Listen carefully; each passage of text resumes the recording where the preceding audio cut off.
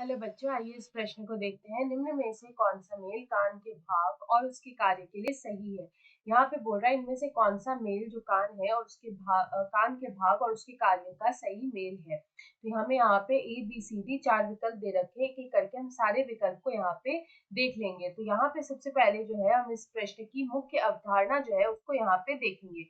तो यहाँ पे अगर इस प्रश्न की मुख्य अवधारणा लिखिए तो यहाँ पे हम बात कर रहे हैं मनुष्य के कान की। तो हमारा जो कान होता है वो यहाँ पे दो संवेदी क्रियाओं को करता है। एक होता है सुनना, पहला होता है सुनना, और यहाँ पे जो दूसरा कार्य जो वो करता है वो होता है शरीर का संतुलन बनाए रखना। वो होता है शरीर का संतुलन बनाए रखना। तो यहाँ पे ये दो संवेदी कार्य है जो हमारे कान करते हैं, जो मुख्य कार्य होते हैं। यहाँ पे एक होता है सुनना और दूसरा होता है शरीर का संतुलन बनाए रखना।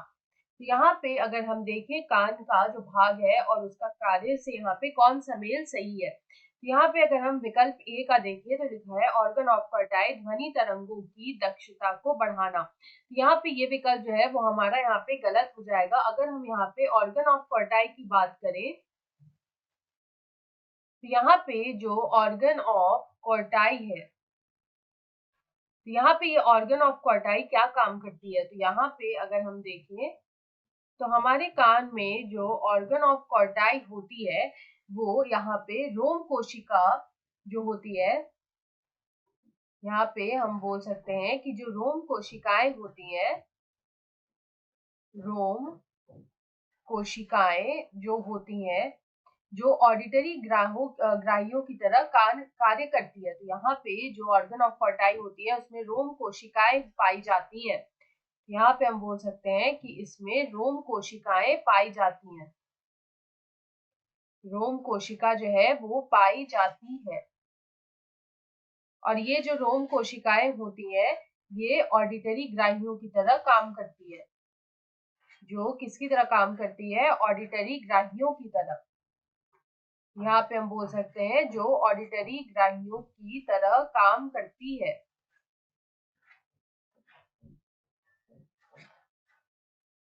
उसके बाद अगर हम अगला देखें तो हमारा जो यहाँ पे बी दे रखा है वो आता है यूस्टेकी नली।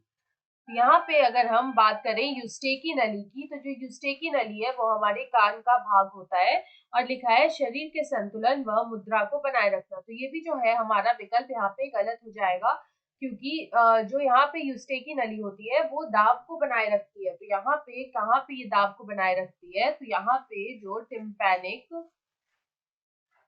टिम्पैनिक गुहा होता है उसमें, टिम्पैनिक गुहा में जो वायु दाब है, टिम्पैनिक गुहा में जो वायु दाब है उसको बाहरी दाब के समान, वायु दाब को बाहरी दाब के समान, बाहरी दाब के समान बनाए रखती है। बाहरी दाब के समान बनाए रखती है। उसके बाद अगर हम अगला देखें तो आता है सी। तो यहाँ पे सी में दे रखा है टेक्टोरियल झिल्ली। तो यहाँ पे अगर हम बात करें टेक्टोरियल झिल्ली की,